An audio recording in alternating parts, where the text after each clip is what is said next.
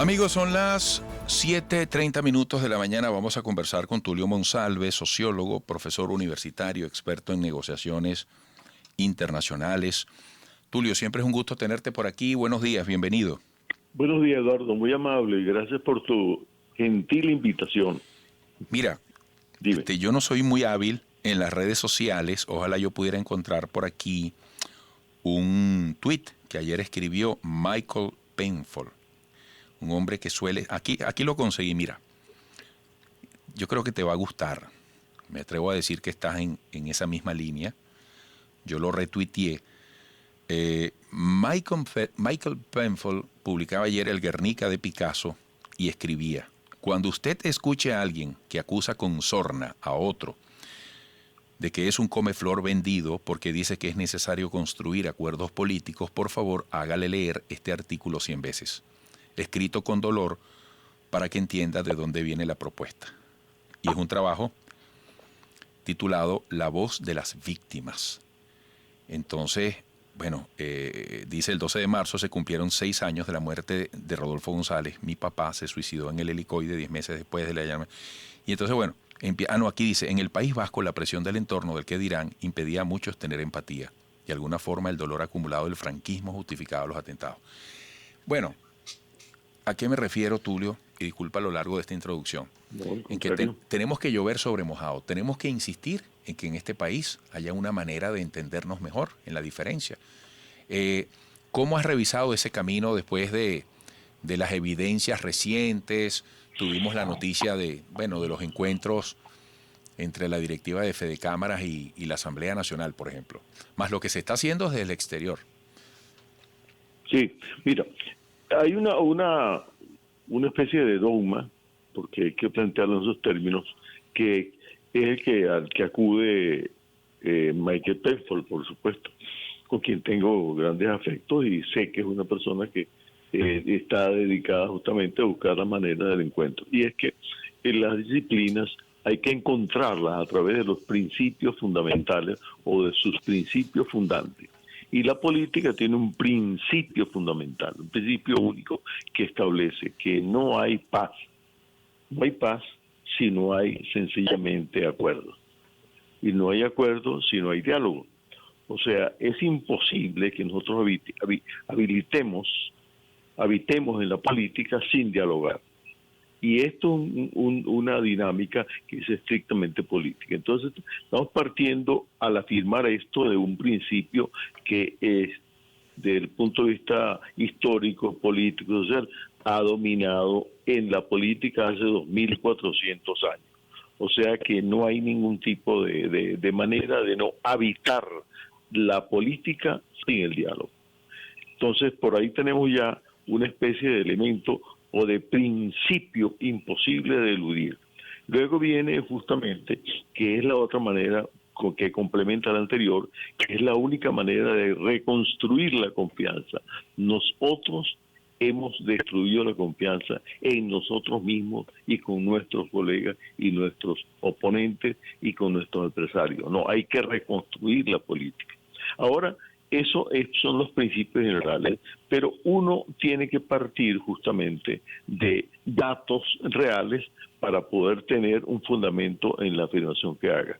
Y eso que tú has afirmado, tú has establecido inicialmente, lo comparto, y es que el primer dato que tenemos para suponer que el único camino que nos queda para reconstruir la confianza, habilitar la política, es el diálogo. Y es justamente cómo se explica que los empresarios del directorio de Fedecámara inviten a Jorge Rodríguez para que les informe a ellos cómo es que es el mecanismo que se va a establecer para avanzar en el tema del diálogo. Entonces es un dato muy concreto, o sea, gente que tiene las castañas y tiene sus problemas fundamentales en la economía vital, porque la ha construido y parte la habitan y la desarrollan, pues está pidiendo justamente, dejan un lado un tiempo de su importante agenda para pensar justamente en la necesidad del diálogo. Eso es un dato